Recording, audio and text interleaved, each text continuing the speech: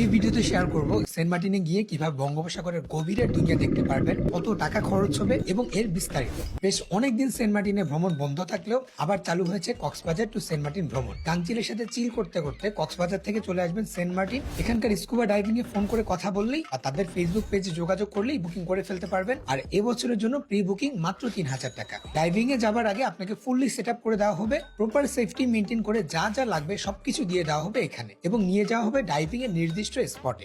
12 litre tank দেখে যতটা পাতলা মনে হচ্ছে আসলে ঠিক অতটাও পাতলা না।